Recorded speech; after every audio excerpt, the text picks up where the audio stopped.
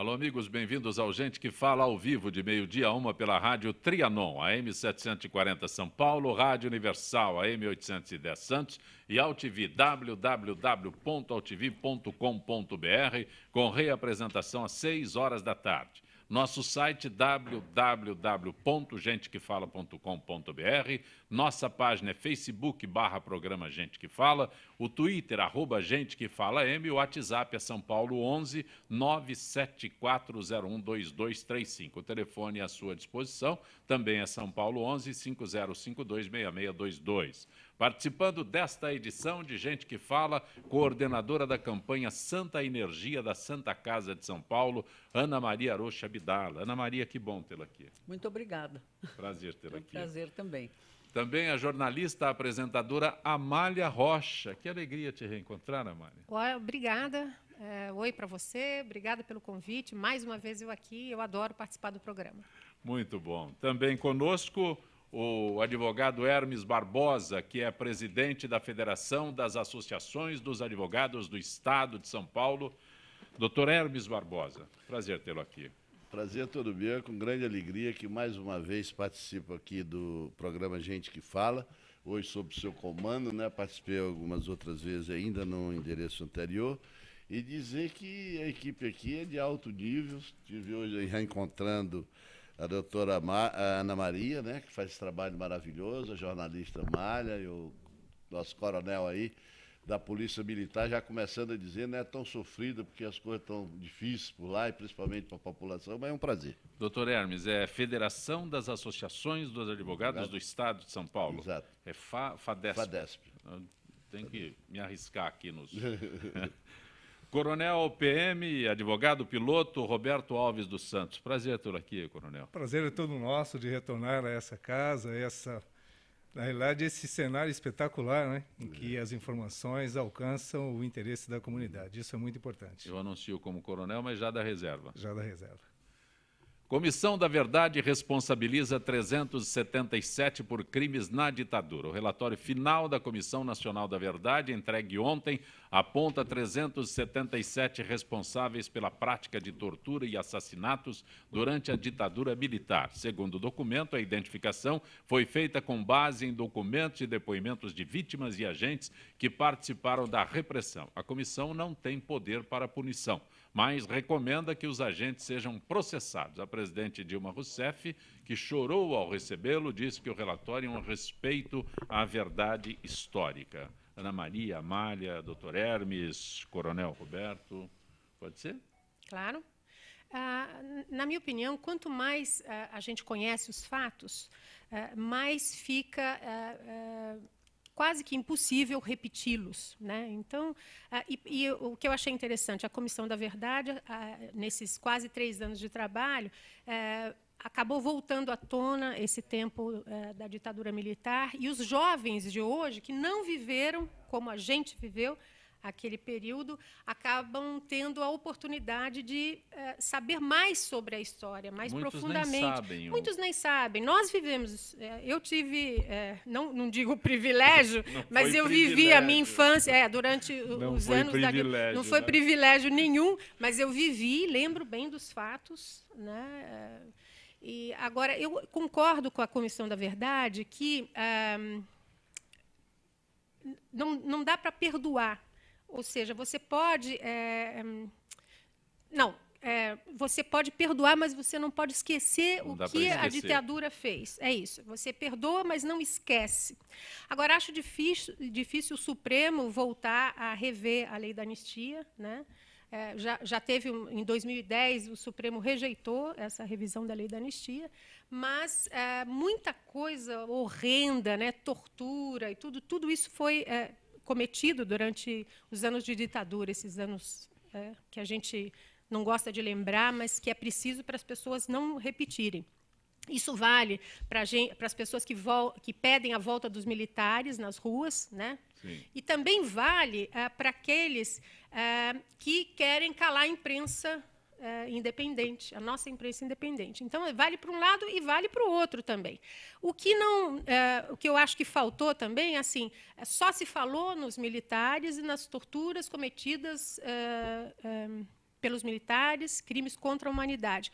Mas também alguns guerrilheiros cometeram atos, crimes, né? Mataram em prol dessa coisa do político, né? Dessa briga política.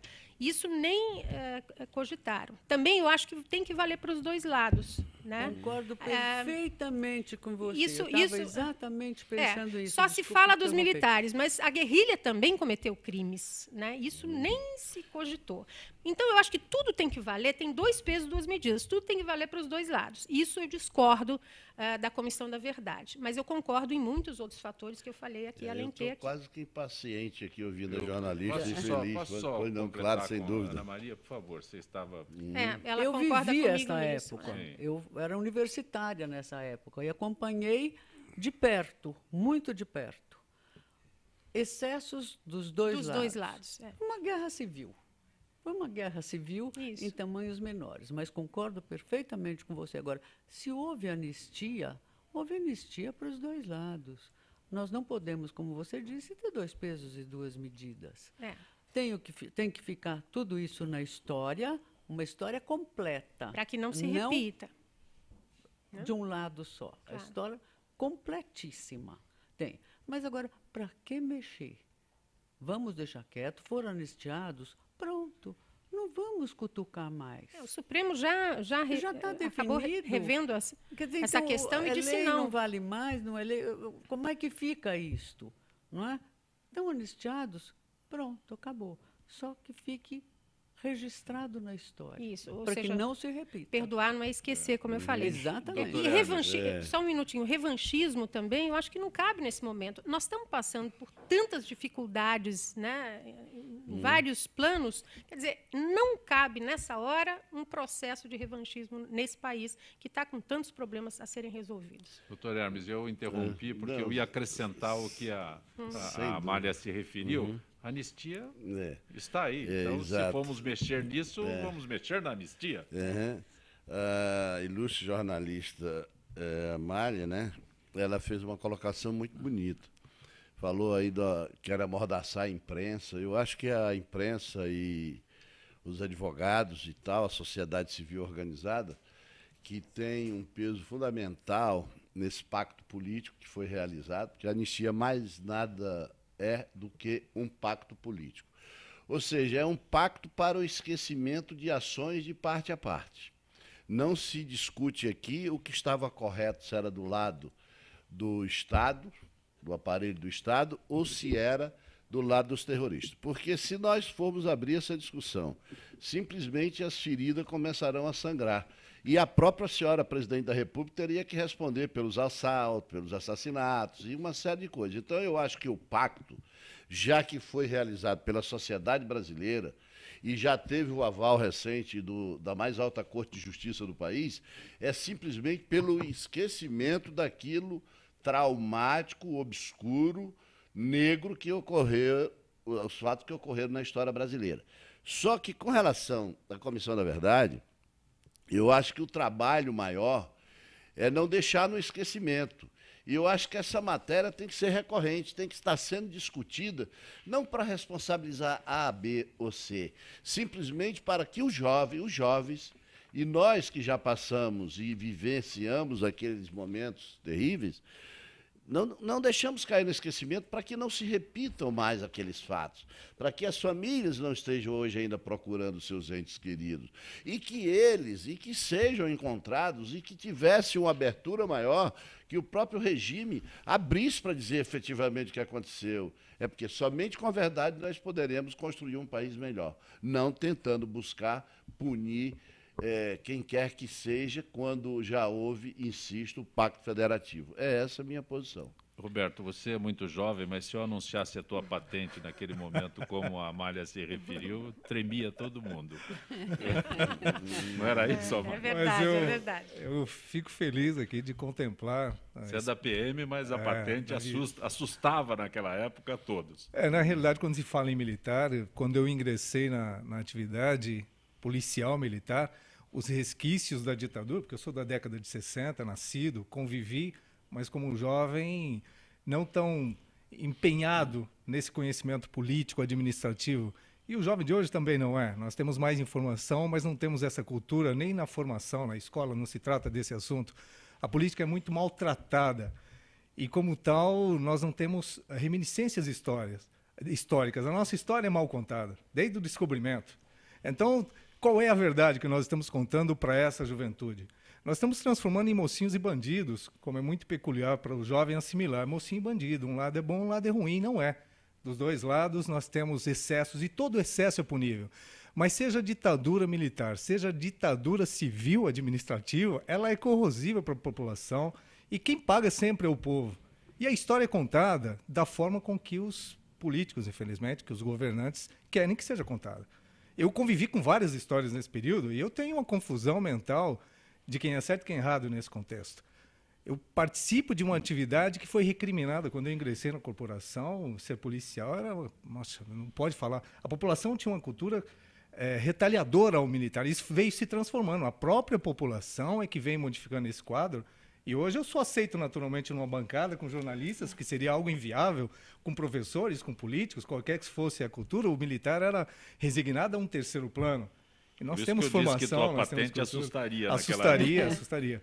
Mas eu fico feliz de saber que o processo está sendo questionado, porque o questionamento é você buscar uma avaliação melhor. Não é só imposição, não é o que é verdade. Comissão da verdade feita por quem, com qual finalidade. Nós temos nessa Comissão da Verdade mocinhos e bandidos. E eu fico assim, todo radicalismo deve ser questionado. Então não é um lado bom e um lado ruim. Dos dois lados houve excesso, e os excessos devem ser tratados da mesma forma. Assim como as benesses. Nós vivemos vamos colocar, um período de vivência militar em que o Brasil progrediu em vários setores. Então, e temos uma vivência civil, político, administrativa, com voto, vamos lá, pseudo-democrática, que o povo é que decide, na realidade nós decidimos pouco, mas existe pelo menos uma possibilidade de comentarmos um assunto desse, que seria um assunto, nem em música poderia ser tratado. E você pode tratar numa bancada com pessoas das mais diversas formações, mas com um consenso. Esse consenso de que temos que avaliar o contexto maior, não simplesmente uma decisão ou algo que esteja sendo colocado para a sociedade. E houve todo um acordo, né, para a lei de anistia, e que esse acordo acabou permitindo os caminhos para a democracia. Isso é muito importante. Foi o primeiro passo. Foi o primeiro passo. Então, é importante lembrar essa questão. O retorno dos filhos à sua nação, ao seu país, claro. né? Agora, eu hoje vejo com muita preocupação, confesso, Amália, essa tentativa constante do governo hoje que aí está, e eu faço a crítica independentemente de partidos. Eu estou falando do governo que tem membros que compõem o governo de outros partidos, não só do partido majoritário do governo, de tentar amordaçar a imprensa, principalmente, porque a imprensa é a voz que se sobressai da garganta de cada um que quer falar. Claro que tem excessos também, nós sabemos que às vezes denigram e tal, mas isso aí não é o que nós consideramos a imprensa. A imprensa nós consideramos séria e estamos apoiando sempre. Hoje eu faço uma crítica aqui à minha instituição, aqui no estado de São Paulo, que é a maior seccional do país, da Ordem dos Advogados, ficou totalmente silente durante todo esse processo, não vi uma nota sequer, já questionei o presidente, disse, não, mas tem advogados trabalhando. Não é porque tem advogados trabalhando que a entidade, a instituição, tem que concordar com roubalheira. Não dá para concordar. Ou seja, então, não é a imprensa que inventa notícia, não é? Você, Mara, no começo disse que a mulher fala muito. Eu confesso que eu falo bastante, mas não vou falar muito, não. O que eu quero dizer é que nós estamos aqui, Zé Copé, numa situação em que a crise do nosso país não é crise de Petrobras, não é crise de Eletrobras, é crise de vergonha, de falta de vergonha. A população tem que começar a se indignar com as coisas, tem que dizer que não pode aceitar, porque uma vez eu ouvi da ex-senadora Heloísa Helena dizendo o seguinte, como é que eu vou ensinar para o meu filho dizer que não pode roubar, que roubar é feio? O que é que nós vamos dizer se hoje nós temos uma situação sui generis no nosso país, onde o cidadão rouba, confessa que rouba, que vai devolver parte, depois põe ele em casa num condomínio fechado, comprado com dinheiro roubado nosso, e ainda põe 2 agentes da Polícia Federal para tomar conta, dando toda a segurança, quando o cidadão não tem segurança pessoal. Isso é uma síntese. É uma crise ética. Eu acho que é uma crise ética. E como a Luísa Helena falou, eu acho que as mães, em geral, se preocupam muito com isso. É muito difícil você formar o caráter de um filho. Como? Os exemplos são esses que a gente vê o tempo inteiro, né? De corrupção. Quem é honesto virou bobo, né? Quem não rouba é porque não teve oportunidade, precisa aprender. Não, até na hora de pagar os impostos, né? Tem algo mais pernicioso. Desde aquela propaganda da famosa lei de Gesso, levar vantagem em tudo, que começou. E hoje fica aquela história que tenta justificar os crimes, a roubalheira, através de uma mistificação de mal feito. Porque mal feito, para mim, quando era criança, era quando você fazia alguma bobagem e tomava ainda uma cintura, eram umas palmadas, etc. Mas sobre essa colocação de mal feito, tenta justificar dizendo, quem ainda não deu um café para um guarda? Quem ainda não fez... Ora, isso não é justificativa para isso, meu Deus do céu. As pessoas não veem os dois lados e não olham o próprio umbigo, né? Você está acompanhando Gente que Fala pela Rádio Trianon, AM 740 São Paulo, Rádio Universal, AM 810 Santos e AltV, www.altv.com.br. Código Florestal de São Paulo atacado por especialistas. Em meio à pior crise hídrica da história, a Assembleia Legislativa Paulista aprovou o projeto feito pela bancada governista que permite que a compensação ambiental de áreas desmatadas em São Paulo seja feita em outros estados, além da redução da margem mínima de vegetação ao lado de rios e represas. Segundo integrantes do próprio governo, a nova lei trará prejuízos irreversíveis à proteção e conservação da água, da fauna e da flora do estado. Doutor Hermes, posso pedir a tua análise sobre isso?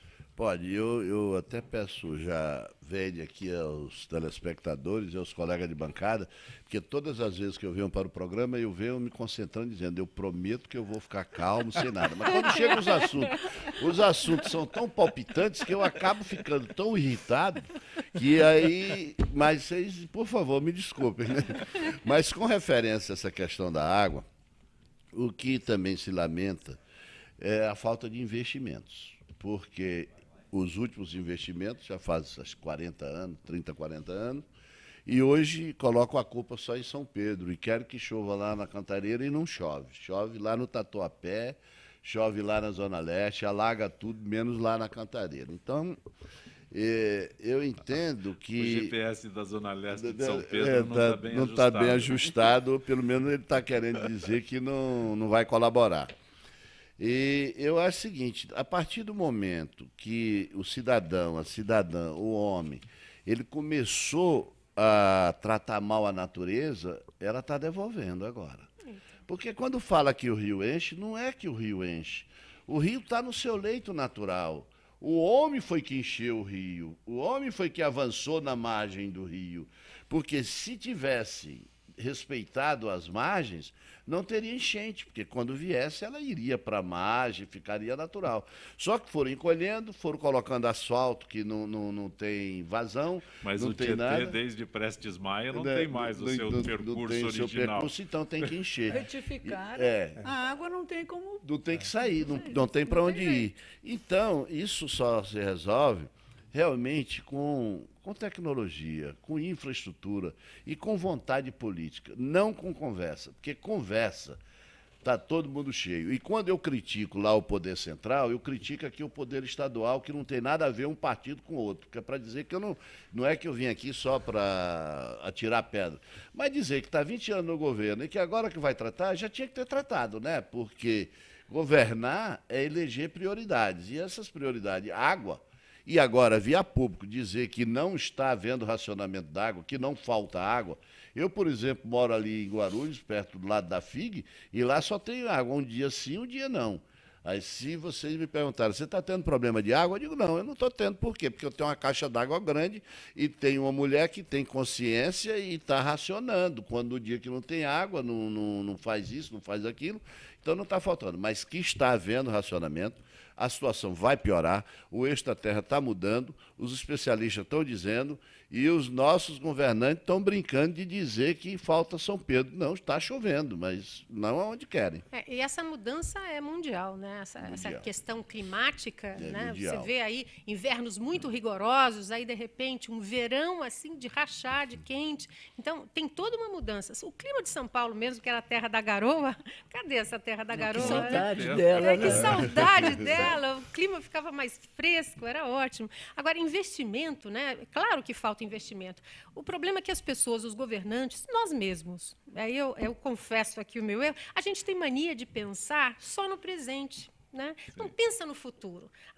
Vou fazer isso porque mais tarde, lá na frente... por exemplo, eu não faço exercício, que eu devia ter começado desde novinha. Agora eu estou vendo o peso da idade e, assim, puxa, os joelhos doem e tal. Eu devia ter pensado antes. Né? Então, assim, se você pensa no seu futuro, se você consegue se programar, isso vale para os governantes. Né? Ninguém investe em nada, só pensa no governo atual.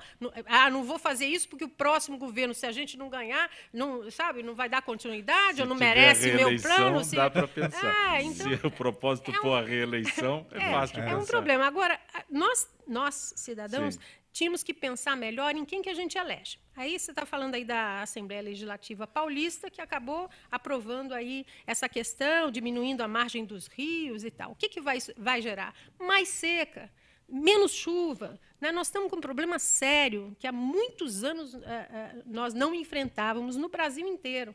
Né? Minas Gerais também, não só São Paulo e outros estados. Então, assim, ainda aprova uma lei que não pensa no futuro. Essa lei foi elaborada quando os reservatórios estavam cheios. Mas vamos pensar de novo. Como é que aprova um negócio desse? Nós também temos que pensar em quem que a gente vota. Né? Tem alguns comentários em relação a essa questão. Primeiro que a melhor reserva hídrica que tem são as árvores. E a gente, cientificamente provado.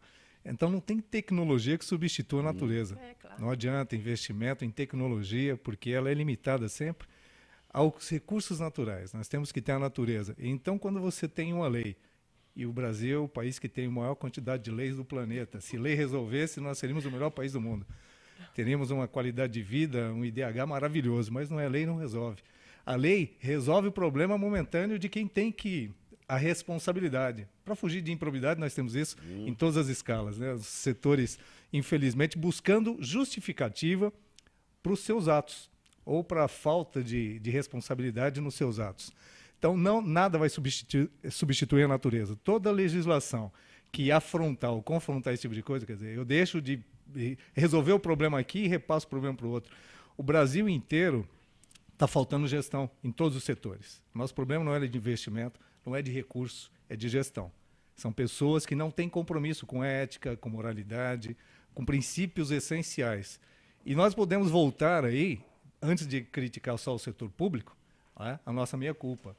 Nós aumentamos o consumo de água nesse período de escassez. Então vai ter que ter alguma forma de punição.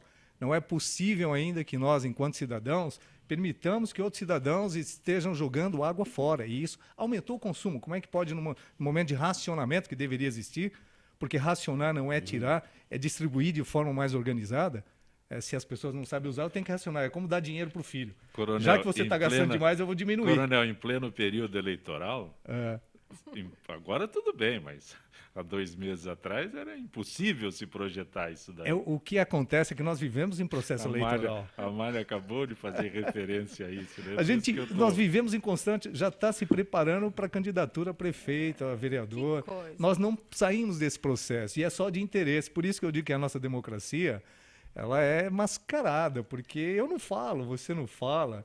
Nós estamos falando no meio de comunicação importante, a população tem esse retorno, mas a população mais intuída das suas responsabilidades não consegue falar. Porque nós vamos votar em quem? Nas pessoas que se candidatam. Qual de nós se candidatou buscando alguma alternativa mais viável, mais inteligível? Nós também abrimos mão de algumas responsabilidades. É como ser síndico de um prédio, ninguém quer.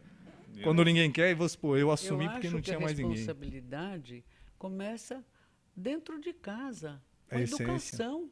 A educação a gente não pode delegar para a escola. A escola é uma educação complementar. É instrução. Mas os pais, a família, é instrução. Escola é instrução. É informação. A formação da criança tem que ser de casa, da família. Você não pode deixar a torneira aberta. Você não deve deixar a luz acesa. Eu cresci escutando. Você é sócia da Light? Não, apagou a luz. São coisas que parecem pequenas, são importantes. Junte tudo para ver isso. O bem e não com a gota podemos d'água, deixar delegar todas as responsabilidades para o governo. Não. Eles têm que ter. Sim. Inclusive da educação também. Tem que ter. Agora, em casa é preciso isso. Sabe o que eu acho que está mudando? Pelo menos, assim, eu vejo sempre um lado bom, eu sou otimista, meio poliana, eu lia quando eu era adolescente, mas meio poliana. O lado bom é que as pessoas estão tomando consciência. Assim, esse problema veio de repente assim, para a população, e a população agora está tendo que poupar a água, entendeu? O banho mais rápido, desligar a torneira na hora de escovar o dente. Eu tenho conversado com pessoas de vários níveis sociais e as pessoas estão conscientes do problema da água e conscientes que agora tem que poupar. Só um detalhe, respondem positivamente para você e atende a sua expectativa ou só responde para você para... Não, eu acho que é jornalista. Nós tivemos um aumento do consumo. Se essa consciência fosse real, nós não teríamos o aumento do consumo houve antes dessa crise. Nessa crise, durante essa crise, nós temos aumento do consumo. É agora. Não. É agora. E essas pessoas que são conscientes, elas são conscientes sempre. Então, a minoria quem não é, não é. É a minoria que eu conheço. Alguma coisa não está batendo aí. Exatamente. Não tá batendo, com a medida do governo de dar um desconto de 20%, 30%, e que atingiu um número significativo de residências. Que já faz economia. Aí, quer dizer, de qualquer maneira, foi uma economia. As pessoas que têm consciência, elas têm consciência. Porque nós estamos falando. Mas então é uma minoria ainda? Eu não sei se é minoria, mas eu sei que ela não representa o contexto. É a mesma coisa de nós tentarmos buscar os votos. Né? 1/4 da população brasileira não votou. Nós não sabemos qual a opinião dela. Não sabemos se ela é para o bem ou para o mal. E quem votou, a gente não sabe com que consciência votou. Então, na realidade, nós não podemos aceitar nem procuração de ninguém dizer que eu estou fazendo, porque eu, dentro de casa, diariamente com a minha esposa. Você tem que tomar banho mais célere, você não pode fazer isso, não lava. E é constante, é de classe média, ela sabe que vai ter problema, tem consciência, tem informação, trabalha. Mas é difícil de você mudar hábitos das pessoas. Brasileiro Quem tem um mau hábito, ele não muda simplesmente por uma economia.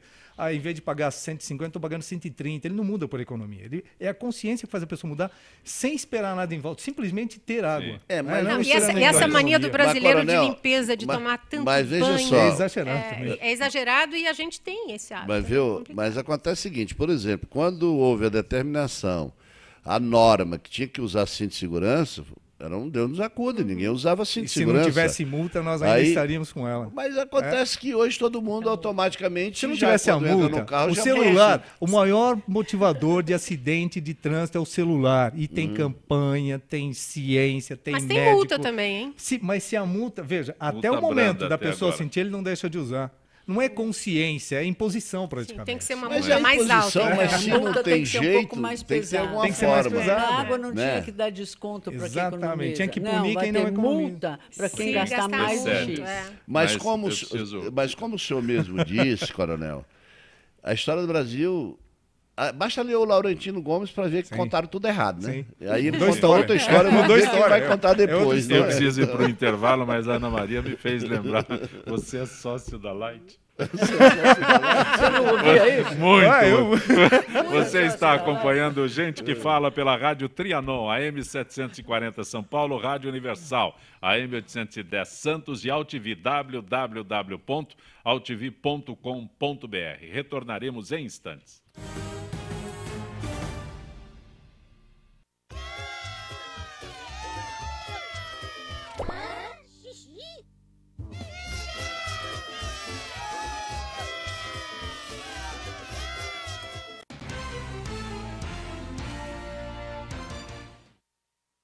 Tudo tem a ver com alguma coisa. De onde vem a água que a gente bebe? Da torneira. Ih, nada a ver. Vem dos Rios que nascem da mata. Sabia que a gente só respira por causa das árvores? A árvore respira? Respira! A árvore respira! E o que você tem a ver com isso? Meu ar. Minha água. Minha árvore. Meu ambiente. Mata Atlântica! SOS Mata Atlântica. Mais 25 anos.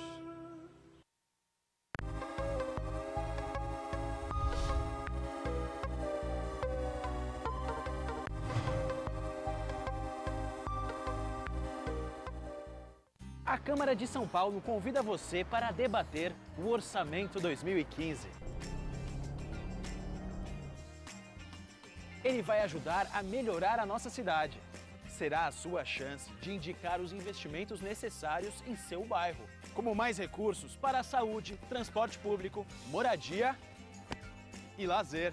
Aproveite essa oportunidade e venha para as audiências públicas. Estamos esperando por você. Participe!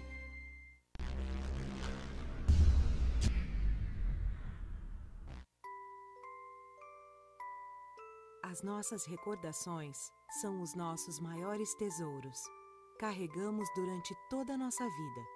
Manipular, distorcer ou implantar falsas memórias, além de ser uma violência, é crime. Somos responsáveis por esse tesouro. Não promova alienação parental.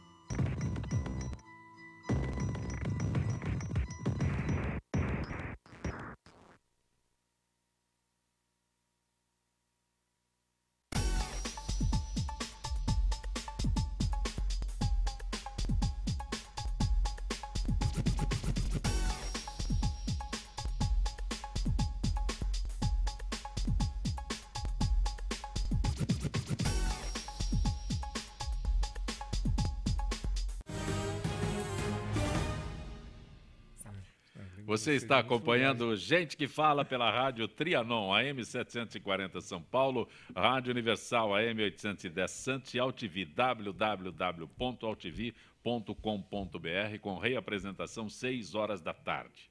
Amália, depois ele vai querer um selfie com você. Selfie. Por isso que o James veio aqui dizer que te lembra do vídeo e tal. Ele vai pedir uma selfie. Eu vou aproveitar o embalo, eu também quero meu selfie. Tô sentindo falta disso.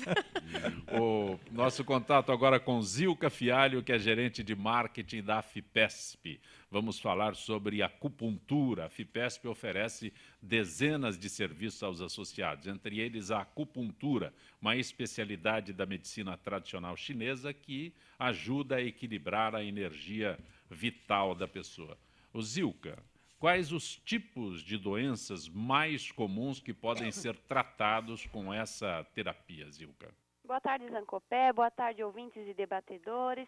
Olha, segundo o acupunturista da FIPESP, o senhor André Gomes, que acabou de chegar da China, onde ele passou um mês aperfeiçoando os seus conhecimentos no Ocidente, a acupuntura é mais conhecida para os tratamentos de dores, nos processos inflamatórios em geral, né, e como nas lombalgias e nos torcicolos. Qualquer tipo de doença, Zilka?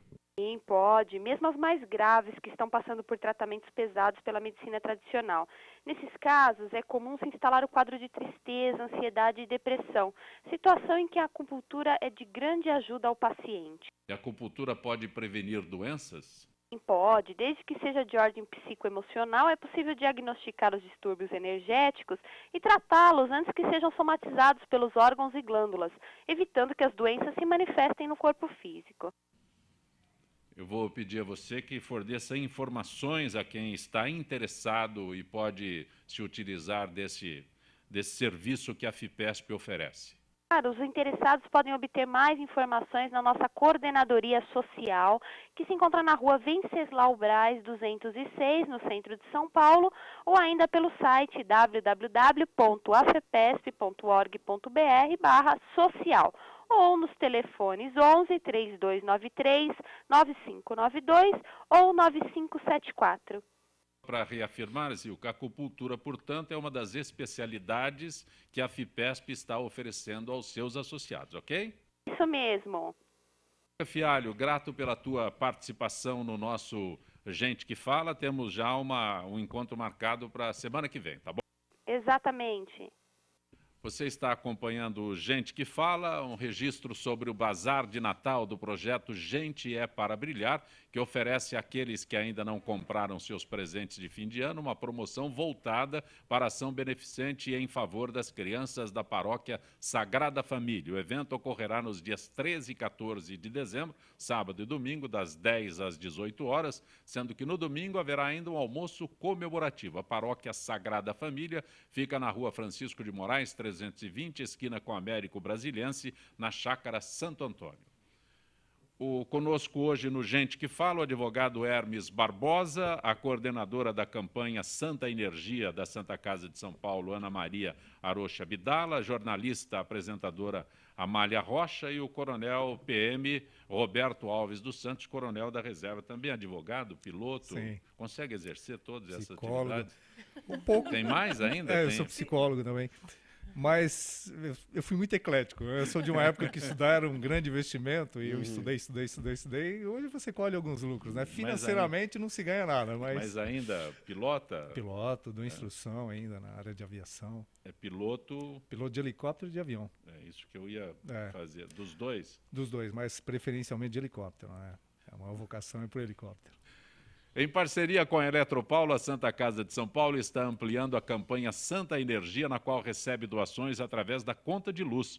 Valores arrecadados são usados para melhorar o atendimento com reformas das enfermarias, compra de equipamentos e outros. Com R$ 3,00, R$ 5,00 ou R$ 10,00 debitados por mês na conta de luz, todos podem ajudar a manter os serviços da Santa Casa. Ana Maria, este é um assunto que você tem total conhecimento.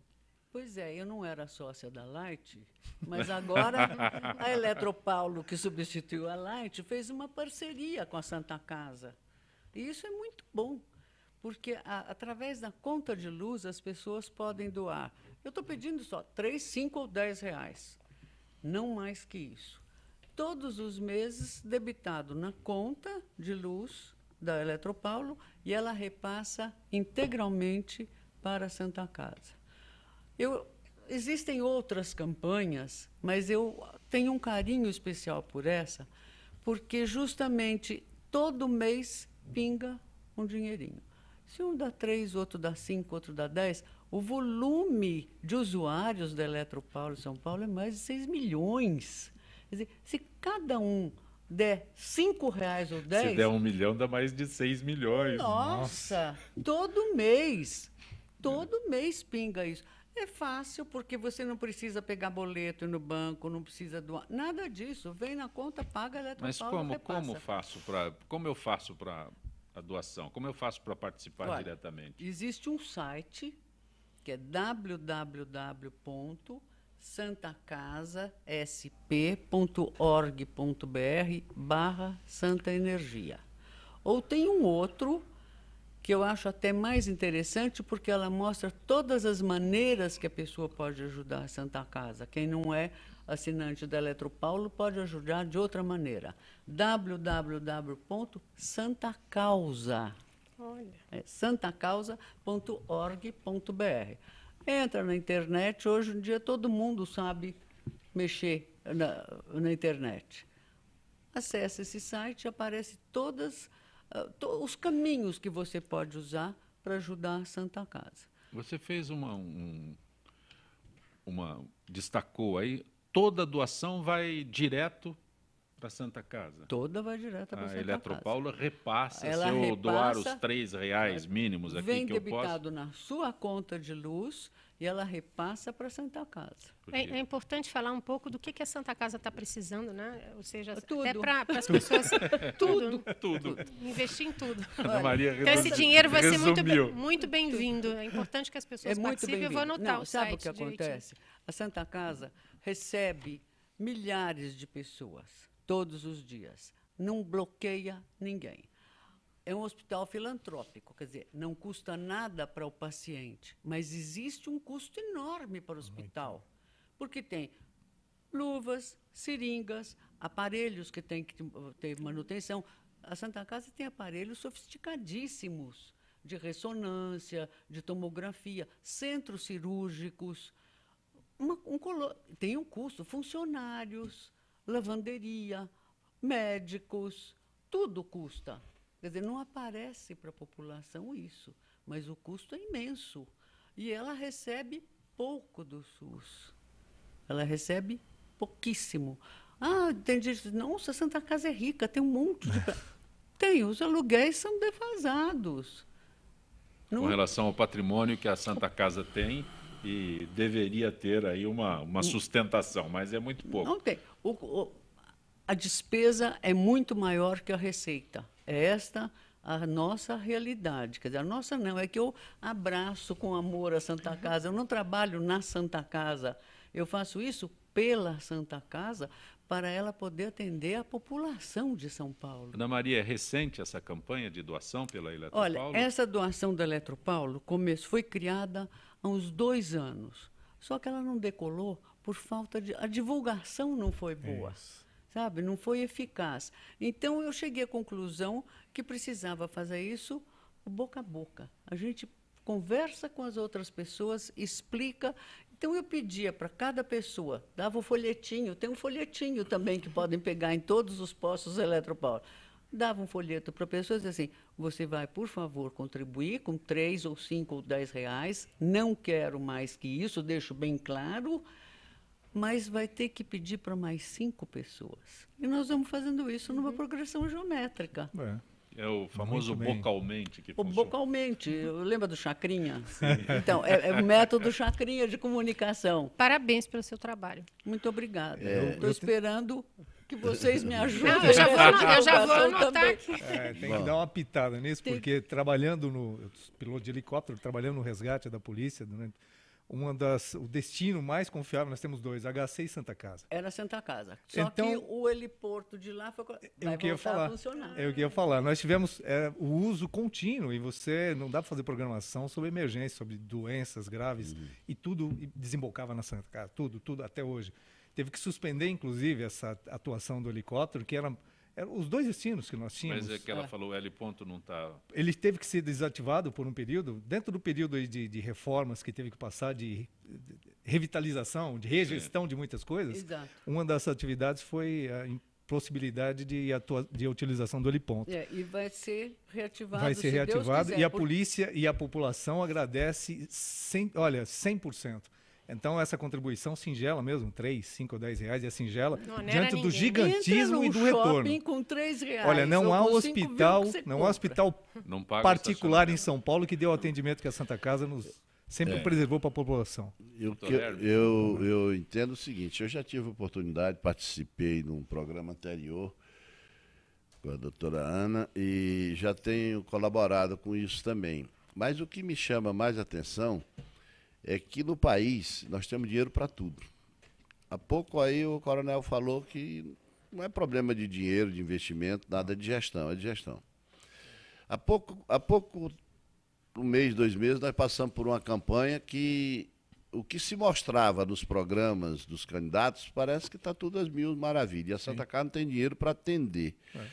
A atitude corajosa do seu esposo, né, meu amigo Abdala, fechou, porque não tinha como atender, e todo mundo dizendo, fechou para fazer pressão? Não, fechou porque não tinha como atender. Como é que ia se fazer? Aí apareceu dinheiro numa hora lá, porque não poderia ficar fechado, naquele momento era eleitoral, e depois passou também, aí a coisa parou. Acabou a apuração, acabou o atendimento. Aí o que eu fico abismado é que Santa Casa, o problema de Santa Casa não é só em São Paulo, é em todo o estado, em todo o Brasil. E se a saúde está tão deficitária, seria de bom ouvido que já começasse a melhorar o que destino para as Santas Casas, porque não é possível nós continuarmos assim, fazendo de conta que o problema não existe. Existe, está aí, está localizado. Hoje o secretário vai estar lá, aí fica a conversa. publicam a foto, o secretário se reúne com o provedor, com não sei o quê. Mas cadê o dinheiro? Precisa ter dinheiro, precisa atender a população. A população está aí nas macas, nos corredores. O nosso comandante aí, nosso piloto, nosso advogado, nosso psicólogo, que conhece bem disso aí, sabe que se não tiver para onde levar, vai fazer o quê? Tem que levar. Tem que levar. Então, gente, vamos contribuir. As redes de televisão, ia cometendo uma gafe aqui, Zancopé, mas as redes abertas, por favor, encampem a campanha. Vamos divulgar mais. Se são 6 milhões de usuários, 6 vezes 3 seriam 18 milhões mês. Então, quer dizer, ajudaria bastante. Então, vamos divulgar esse trabalho, porque é um trabalho meritório. E a população, desde já, né, a Maria falou, a população agradece, né? Olha, ninguém sabe. Naquelas 30 horas que o pronto-socorro da Santa Casa ficou fechado, ficou fechado para não entrar, e mais porque não tinha condições. Estancou só. Mas foram realizadas 18 cirurgias. Isto não sai. Isto não aparece. É realmente 24 horas, só conhece quem convive mesmo, só quem participa. Semanas após a prisão do vigilante Tiago Henrique Gomes da Rocha, que sustenta ter cometido 29 homicídios em Goiânia, a polícia deteve o ajudante-geral Jonathan Lopes de Santana, que diz ter decapitado 5 pessoas e matado outra em Mogi das Cruzes. O caso entra para a lista de criminosos que aterrorizam cidades pelo país, com assassinatos em sequência e toques de crueldade. Coronel Roberto. Isso é dirigido direto, dirigido para você. E esse é um assunto que eu vou aproveitar o gancho, não é comentar sobre os serial killers ou matadores em massa, pessoas que têm alguma delinquência, algum distúrbio, mas falar do psicopata. Porque quando nós imaginamos o psicopata, sempre acreditamos que seja um matador em série, que seja um sádico. E o psicopata está diante de nós, está convivendo conosco. E esse é o grande problema. Porque identificar uma pessoa que está rejeitada pela própria sociedade é fácil. Você pega os exemplos, são pessoas que estão rejeitadas pela sociedade e as motivações ainda vão ter que ser analisadas. Até para identificar, alguns deles querem chamar mais atenção para si do que para o próprio ato que fez. Então, vai ser difícil provar os 49 mortes ou 42, mas está trazendo relevo. Quando você dá a informação, todo mundo quer ser importante por alguma motivação. Isso é da psicologia mesmo, de cada um de nós. Você precisa chamar atenção, ou por bem ou por mal. 15 minutos de glória. Então, as pessoas estão aparecendo agora com uma vontade tão louca de ser condenado por vários crimes, que você começa a questionar se realmente são autores de tantos delitos. Mas são pessoas problemáticas. Agora, existem estudos, hoje a população mundial, entre 0,5% e 3% da população é de psicopatas. Então, se vamos partir para um meio termo nisso aí, nós estamos falando em 80 milhões de pessoas no mundo que têm psicopatia, que em algum momento pode transformar em violência. Não necessariamente o psicopata vai ser uma pessoa criminosa. Mas tem um estudo recente, 2003, da Universidade de Georgetown, nos Estados Unidos, que demonstra que as pessoas, né, desde a formação inicial da sua tenra idade, você consegue identificar o psicopata. Porque são pessoas que elas não conseguem ter a empatia, aquela capacidade de se colocar no lugar de outro. São extremamente frias, calculistas, não têm remorso de absolutamente nada e são pessoas insensíveis. Agora, são inteligentes, muito inteligentes. São pessoas sedutoras. Olha, pegue dentro desse preâmbulo todo e veja quantas pessoas da nossa relação podem estar dentro desse contexto. Existe uma outra pesquisa de 2010 que indica as profissões mais procuradas pelos psicopatas: advogado, cirurgião, policial. Olha só que absurdo. Eu gostaria que começasse pelo policial, coronel. Policial, ainda bem excluíram psicólogo. Não tem jornalista ainda. Mas ainda bem que excluíram o apresentador. Mas veja só, tão preocupante quanto. Muito superior a esse quadro de profissionais são os CEOs, os líderes, os presidentes de grandes empresas e os políticos. Então, vejam nas mãos de quem nós estamos. Meu Deus. De cirurgião, de advogado e Assustou a Mário, assustou a Então, Mário. a preocupação, e nós hoje com essa rede de informações, é um assunto que eu falaria uma semana aqui, mas hoje pelas redes de comunicação, pelas essas formas mais ágeis de contato, você encontra muito o perfil de pessoas que são extremamente narcisistas, são pessoas que querem ter um controle de tudo, são pessoas... Quando você começa a analisar o psicopata, você fala, pô, e o meu, onde é que eu tô nisso aí? Nós convivemos. Nós convivemos. Gosta de aparecer, né? Lógico. São pessoas que têm dificuldade de manter uma relação carisma, por muito somos tempo. envolventes, também temos uns traços. Extremamente sedutor, envolvente no início. Meu Deus. Doutor Infelizmente. Hermes, gostaria que começasse não pelos advogados, é isso? Não, mas ele já começou, agora foi pro ar, não tem mais jeito. Então, os advogados, aliás, tem os ombros largos, a carga é muito grande, né? Porque quando defende, ele leva a carga porque defendeu. Se não defendeu e acusou, leva a carga porque acusou. Então, nós já estamos habituados a isso. E é verdade, o coronel tem razão quando diz que as pessoas mais próximas têm uma grande probabilidade de serem psicopatas. Por exemplo, agora está passando uma série, eu não tenho assistido, mas assisti esse dia no finalzinho da noite, já lá num canal de televisão, e que retrata muito bem isso. Não é? Retrata bem isso.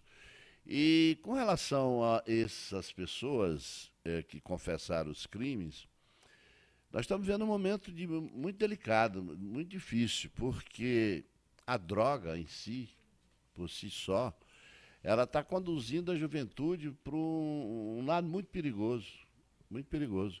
Hoje você não vê mais falar em que era o cigarrinho de maconha, hoje é cocaína, é crack, é heroína e... Tem umas drogas novas, as drogas sintéticas que nós nem sabemos. Quando proíbe um, eles criam outro para fugir da legislação. E a família, ela está começando a perder o seu grande potencial de ser a célula máter da sociedade. Por quê? Os canais... Volta que a Ana Maria... comentou no início que é a família, a importância da família. Você observa que os programas levam, a sua grande maioria, levam a uma desinformação total, uma desvalorização da família. No debate na eleição presidencial, nós tivemos uma manifestação de um dos candidatos defendendo a família e por isso ele foi quase que achincalhado, porque ele disse que não concordava com o casamento de pessoas do mesmo sexo. Ora, meu Deus do céu, a convicção dele, ela pode ser religiosa, pode não ser, mas se for religiosa, a Bíblia diz que casamento é entre homem e mulher. Agora, se a sociedade avança e existe um outro tipo de relação, não estou aqui para criticar, mas nós não podemos dizer que isso seja casamento. Mas, em contrapartida, esse candidato foi achincalhado, inclusive ameaçado de processo, porque hoje é o seguinte, quando não agrada uma minoria, é processo da maioria, e as coisas não funcionam assim. Eu acho que as coisas funcionam no debate, na abertura. Hoje todas as novelas apresentam um casal homossexual, quando não 2, 3, criando um clima que a gente sabe que aquilo é subreptício, aquilo é subliminar, e a coisa vai avançando. E isso está... Doutor Hermes, São Paulo celebrou 3.701 casamento. Tá bom. Eu não sei se é casamento. Isso já é um assunto à parte, hein? Esse é um assunto à parte. É um assunto à parte. Mais 3 mil. Mais 3 mil. Assunto à parte que dá um debate. Mais 3 mil para o universo de São Paulo. Não é lá tanto. E com toda essa carga de informação. Então, eu acho que nós temos que repensar. As pessoas de bem têm que repensar. Tem que começar a valorizar a família.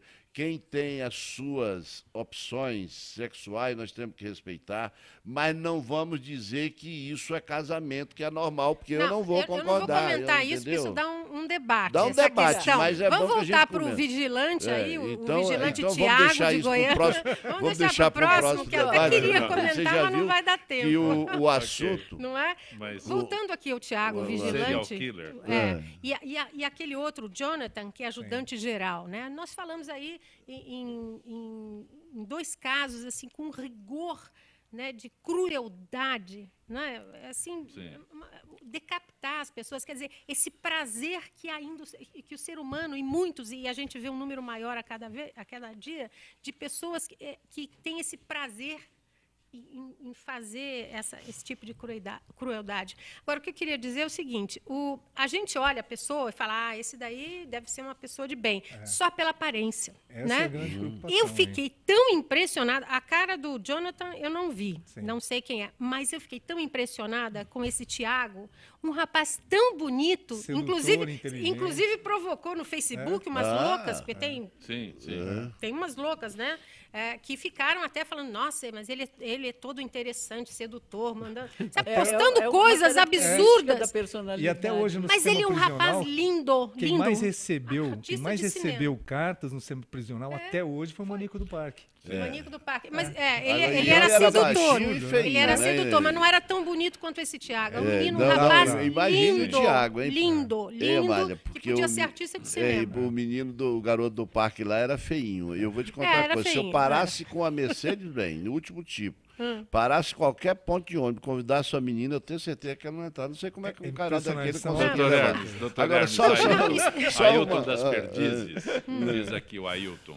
O que diz o Ailton? Enquanto as Forças Armadas não abrirem os seus arquivos dos governos militares de 64 a 85, vai ficar valendo o lado da esquerda?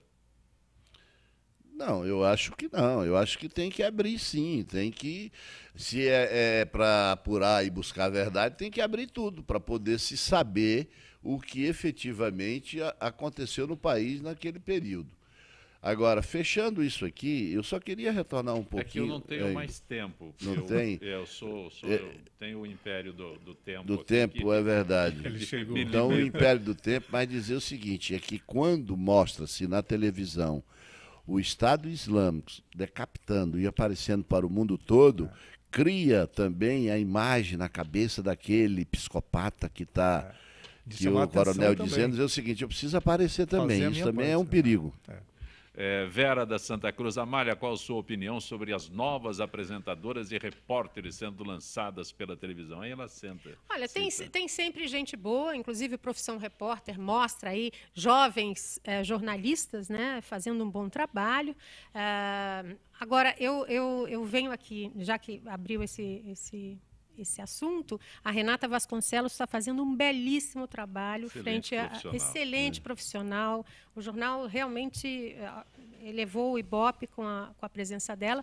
E também a Mariana Godoy mudou, eu fiquei sabendo ontem até, que ela mudou para uma outra emissora e vai voltar a morar em São Paulo, é uma super amiga. Quer dizer, eu conheço mais o trabalho dessas jornalistas mais antigas, mas com certeza essas novas têm vários casos promissores, outros não.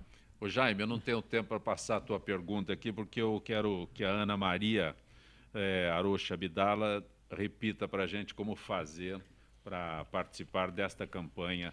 Como é que é? Santa Causa? Com maior alegria. Santa Casa, www.santacasasp.org.br/Santa Energia. E tem um telefone para aquelas pessoas que não são muito ligadas à internet, podem ligar para 2176-1734 e vai pedir informação. Como posso ajudar? Obrigado, Ana Maria, por ter participado. Pois eu agradeço muito e espero que a Santa Casa tenha ótimos resultados. Ana Maria Arocha Abdala. Doutor Hermes Barbosa, muito bom tê-lo aqui. Eu quero agradecer, dizer que foi uma alegria participar pela vez... Desculpe interrompê-lo. Foi uma alegria participar pela vez primeira, sob o seu comando. Realmente você é uma pessoa que gratifica a gente e é tão rápido que a gente nem pensa. Agora que vai começar o debate com a Amália aí, então aí nós vamos ficar... Coronel Roberto Alves, obrigado por ter vindo. Eu que agradeço, e quando começa a ficar bom, termina, né? Amália Rocha. Foi muito agradável estar aqui com vocês todos no Copérnico. Obrigada mesmo. E se prepare para a selfie, que o James... tá certo.